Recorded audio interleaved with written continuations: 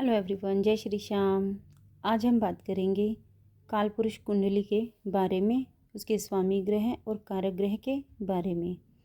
कालपुरुष क्या होता है? कालपुरुष कुंडली होती है, यह एक वैसी कुंडली होती है कि जो भी अन्य कुंडली निकलती है तो इसी के ऊपर आधारित होती है। यह बेस माना गया है। इस प्रकार से समझिए इस बात को।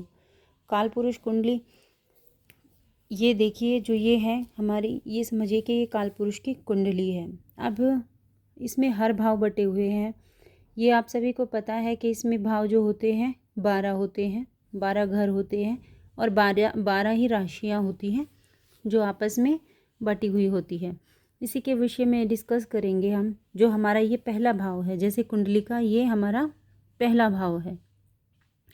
अब ये मानते हैं कि इसका स्वामी भी है। अब स्वामी कौन सा है इसका?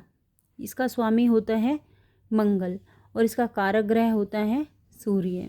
तो यहाँ पर ये कनेक्ट हुए मंगल और सूर्य।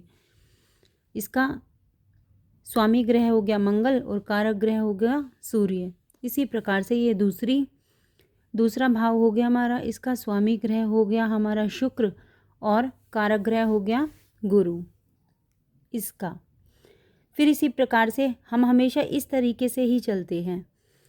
फिर देखते हैं हम तीसरा जो हमारा भाव है, इसका जो स्वामी ग्रह है वो है बुध और कारक ग्रह है वो है मंगल। आगे बढ़ते हैं। चौथा भाव जो हमारा है, चौथे भाव का जो स्वामी ग्रह है वो है चंद्र और कारक ग्रह है वो भी चंद्र है। इस प्रकार से इसे स्वराशि भी कहा जा सकता है।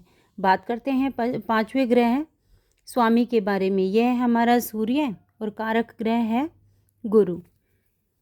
इसके पश्चात हम जानते हैं जो हमारा छठा भाव का स्वामी है बुध और इसका कारक स्वामी है शनि और मंगल। उसके पश्चात हम देखते हैं सातवीं राशि। सातवां भाव जो है इसका ये रहा।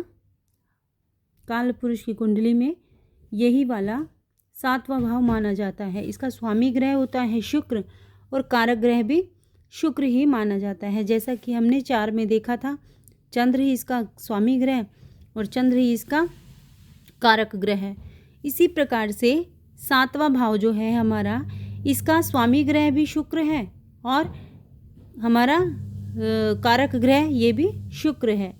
बात करते हैं 8वें भाव के बारे में। 8वां भाव हमारा मंगल है और इसका जो कारक ग्रह है वो है शनि। यहाँ तक हमने सीख लिया 8वां। अब बात करते हैं 9वां भाव जो हमारा है।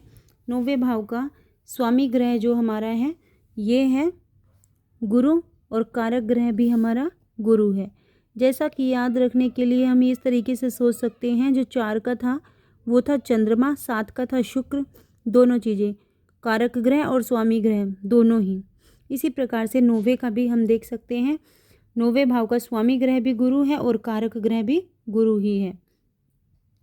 आइए बात करते हैं इसके बाद 10वें भाव का जो हमारा स्वामी ग्रह है वो है शनि और कारक ग्रह है शनि, सूर्य, मंगल और बुध। शनि, सूर्य, मंगल और बुध चीज़ें देखी जाती है किसके बारे में हम विचार कर रहे हैं, उसके पश्चात ही ये डिसाइड किया जाता है। आगे बात करते हैं 11वें भाव का जो हमारा स्वामी ग्रह है वह है शनि और कारक ग्रह है गुरु। 11वें का स्वामी ग्रह शनि और कारक ग्रह गुरु। इसी तरीके से 12वें भाव का स्वामी ग्रह गुरु लेकिन कारक ग्रह शनि।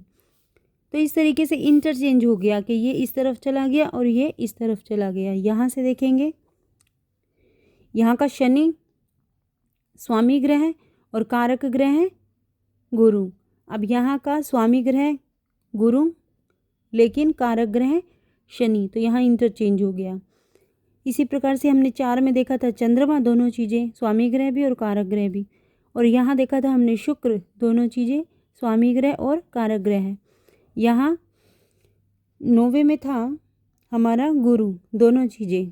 तो ये 3 तो इसी तरीके से याद रखे जा सकते हैं। अगर आपका ज्योतिष में रुझान है, कुंडली के बारे में आप कुछ भी जानना चाहते हैं तो प्लीज़ लाइक करें, शेयर करें, सब्सक्राइब करें, मैसेज ड्रॉप कर दें कुछ पूछना चाहते हैं। Thank you. जय श्री श्याम।